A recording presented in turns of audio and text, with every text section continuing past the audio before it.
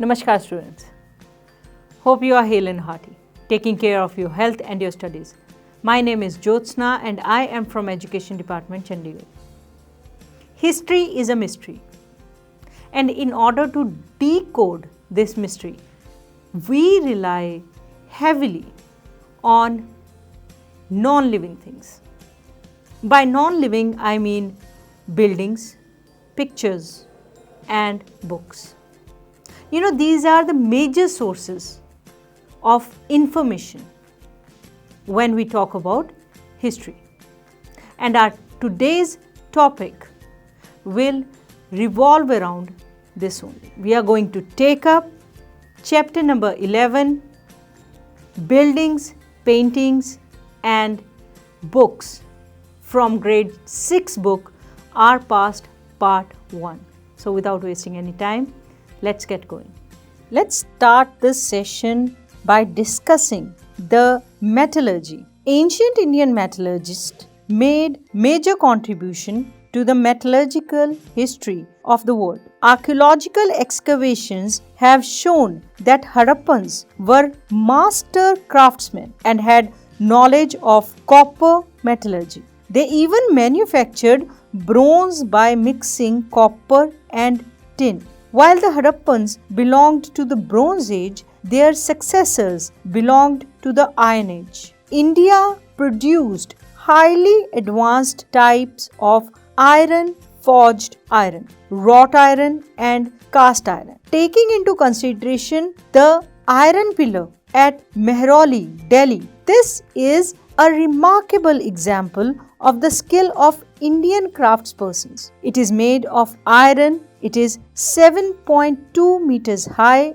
and it weighs over 3 tons. It was made about 1500 years ago. We know the date because there is an inscription on the pillar mentioning a ruler named Chandra who probably belonged to the Gupta dynasty. What is amazing is the fact that the pillar has not rusted in all these years. Now let's talk about buildings in brick and stone. The skill of our craftspersons are also apparent in the buildings that have survived, such as stupas.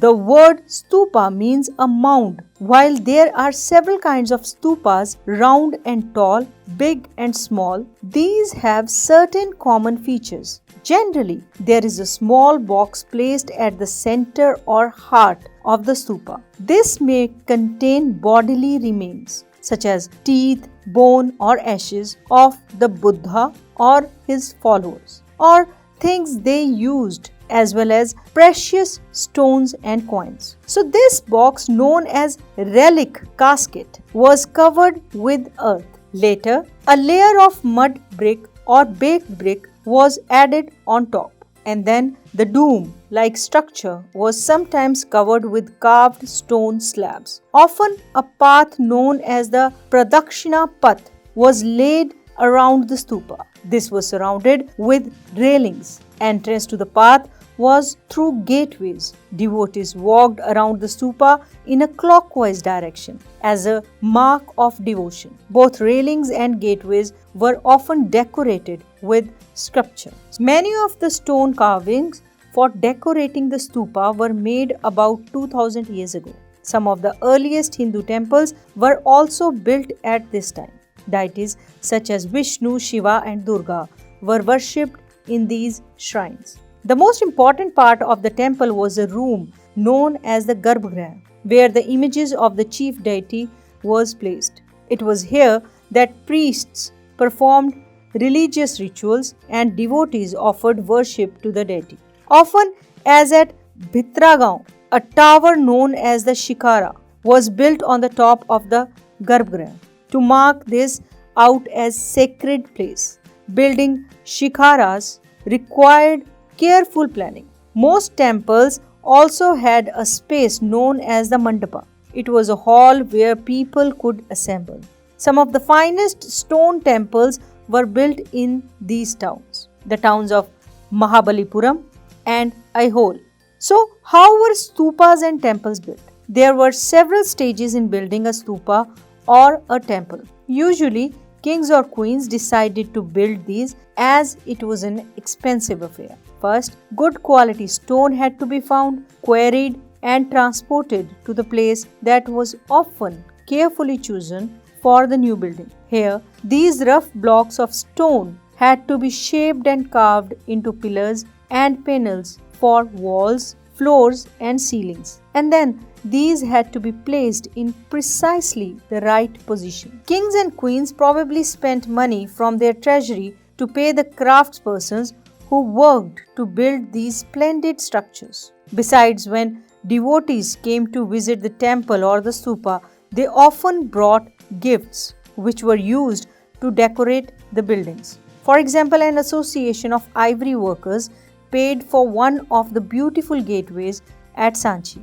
Among the others who paid the decorations were merchants, farmers, garland makers, perfumers, smiths, and hundreds of men and women who are known only by their names, which were inscribed on pillars, railings, and walls. So when you get a chance to visit any of these buildings, remember how several hundreds of people probably worked to construct and decorate them. So you must preserve them and must never do anything to spoil them. So now let's focus on painting. So on your screens, you can see the paintings from Ajanta. So this is a place where several caves were hollowed out of the hills over centuries.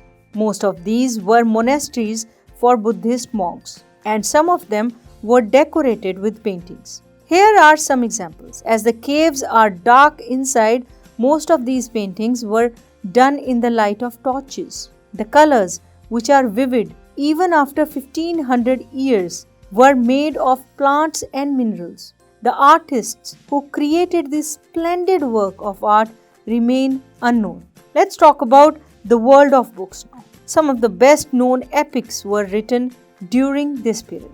Epics are grand, long compositions about heroic men and women and include stories about gods. A famous Tamil epic, the Silapadikaram, was composed by a poet named Ilango around 1800 years ago. It is a story of a merchant named Kovalan who lived in Puhar and fell in love with a courtesan named Madhavi, neglecting his wife Kannagi. Later, he and Kannagi left Puhar and went to Madurai, where he was wrongly accused of theft by the court jeweler of the Pandya king. The king sentenced Kovalan to death. Kannagi, who still loved him, was full of grief and anger at this injustice and destroyed the entire city of Madurai. So let's take up a description from the Silapadikaram. Here, this is how the poet describes Kannagi's grief. Oh, witness of my grief, you cannot console me. Is it right that your body, fairer than pure gold, lies unwashed here in the dust? Is it just that in the red glow of the twilight, your handsome chest, framed with a flower wreath, lies thrown down on the bare earth, while I remain alone, helpless and abandoned to despair? Is there no God? Is there no God in this country? Can there be a God in a land where the sword of the king is used for the murder of innocent strangers? Is there no God? No God. Another Tamil epic, the Mani Mekalai, was composed by Satanar around 1400 years ago. This describes the story of the daughter of Kovalan and Madhavi. These beautiful compositions were lost to scholars for many centuries, till their manuscripts were rediscovered about 100 years ago. Other writers such as Kalidasa, about whom we have already discussed, wrote in Sanskrit. So there is a verse from the Meghdut. Here is verse from Kalidasa's best known poem, the Meghdut, in which a monsoon cloud is imagined to be a messenger between lovers who are separated from one another. See how the poet describes the breeze that will carry the cloud northwards. A cool breeze, delightful as it is touched with the fragrance of the earth, swollen by your showers, inhaled deeply by elephants, and causing the wild figs to ripen, will blow gently as you go. So, from here on, let's talk about recording and preserving old stories. So, a number of Hindu religious stories that were in circulation earlier were written down around the same time. These include the Puranas. Purana literally means old. The Puranas contain stories about gods and goddesses such as Vishnu, Shiva, Durga, and Parvati. They also contain details on how they were to be worshipped. Besides, there are accounts about the creation of the world and about kings. The Puranas were written in simple Sanskrit words and were meant to be heard by everybody, including women and Shudras, who were not allowed to study the Vedas. They were probably recited in temples by priests, and people came to listen to them. Two Sanskrit epics, the Mahabharata and Ramayana, had been popular for a very long time. Some of you may be familiar with these stories. The Mahabharata is about a war fought between the Kauravas and Pandavas, who were cousins. This was a war to gain control of the throne of Kurus and their capital, Hastinapur. The story itself was an old one, but was written down in the form in which we know it today, about 1500 years ago. Both the Puranas and the Mahabharata are supposed to have been compiled by Vyas. The Bhagavad Gita, about which we learnt in chapter 9, was also included in Mahabharata. The Ramayana is about Rama, a prince of Kosala, who was sent into exile. His wife Sita was abducted by the king of Lanka named Ravana, and Rama had to fight a battle to get her back. He won and returned to Ayodhya, the capital of Kosala, after his victory. Like the Mahabharata, this was an old story that was now written down. Valmiki is recognized as the author of the Sanskrit Ramayana. There are several versions of the Mahabharata and the Ramayana, popular amongst people in different parts of the subcontinent.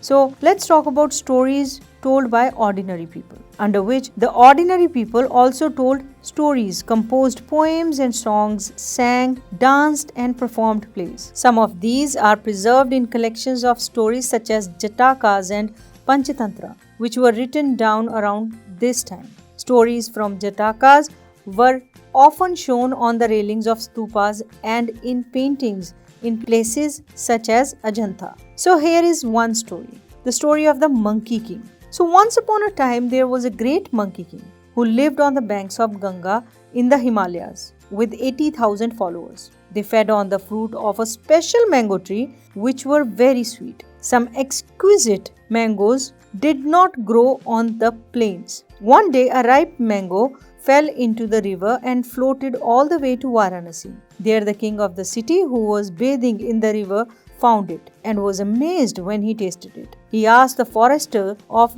his kingdom whether they could find the tree for him, and they led him all the way to the Himalayas. There the king and his courtiers had their fill of the mangoes. At night the king discovered that the monkeys were also feasting on the fruit and decided to kill them. However, the king of the monkeys worked out a plan to save his followers. He broke off branches of the mango tree and tied them to form a bridge across the river and held on to one end till all his followers crossed over. Exhausted with the effort, he fell down and lay dying. The human king saw what had happened and tried unsuccessfully to revive the monkey. When he died, the king mourned his death and paid him full respect. This story is shown on a piece of sculpture found from a stupa at Bharhat in central India. So, writing books on science. This was also the time when Aryabhatta, a mathematician and astronomer, wrote a book in Sanskrit known as Aryabhatyam. He stated the day and night were caused by rotation of the earth on its axis, even though it seems as if the sun is rising and setting every day. He developed a scientific explanation for eclipses as well. He also found a way of calculating the circumference of a circle, which is nearly as accurate as the formula we used today. Varahmihira, Brahmagupta and Bhaskaracharya were some other mathematicians and astronomers who made several discoveries. So let's start with the zero. While numerals had been used earlier, mathematicians in India now invented a special symbol for zero. This symbol of counting was adapted by Arabs and then spread to Europe. It continues to be in use throughout the world. Ayurveda. Ayurveda is a well-known system of health science that was developed in ancient India. The two famous practitioners of Ayurveda in ancient India were Charak and Sushrut. Charak Samhita, written by Charak, is a remarkable book on medicine. In his treatise Sushruta Samhita, Sushrut speaks about elaborate surgical procedures. It is important to mention here that paper, which has become a part of our daily lives, the books we read are printed on paper and we use paper for writing. Paper was invented in China about 1900 years ago by a man named Kai Lu. He beat plant fibers, cloth, rope and the bark of the trees, soaked these in water and then pressed, drained and dried the pulp to create paper. Even today, handmade paper is made through a similar process. The technique of making paper was a closely guarded secret for centuries. It reached Korea about 1400 years ago and spread to Japan soon after. It was known in Baghdad about 1800 years ago. From Baghdad, it spread to Europe, Africa and other parts of Asia, including the subcontinent. Let's try to analyze what we have learnt in today's session. On your screens, you will find certain statements or questions. Along with that, you have 4 options. You have to pick the correct option. So, without wasting any time, let's get going. In which city is the iron pillar of Mehrauli located? Bihar, Mathura, Delhi or Chandigarh? Yes, the correct option is option C, Delhi. Okay, moving on. What is the height of the iron pillar? 12 meters, 7.2 meters, 5 meters or 8.2 meters. The height of the iron pillar is 7.2 meters. What does stupa mean? Mound, round, tall or short? So a stupa means mound. Who composed Silapadikaram? Ilango, Banbhat, Kalidas or none of these? Silapadikaram was composed by Ilango. Who composed Meghdut? Banbhat, Kalidas, Surdas or none of these? Meghdut was composed by Kalidas. In which language were the Puranas written? Hindi, Tamil, Sanskrit or English? Yes, the Puranas were written in Sanskrit. The important thing is not to stop questioning. Curiosity has its own reason for existing. That's what Albert Einstein had said. And what better way to say when we talk about history? We are curious about many things. As I always say, the questions of present often find their answer in the past. I hope today's session clarified many of your doubts and made you proud of our rich and varied heritage. We shall be back with many more videos. Till then, stay safe, stay healthy and keep learning. Namaskar.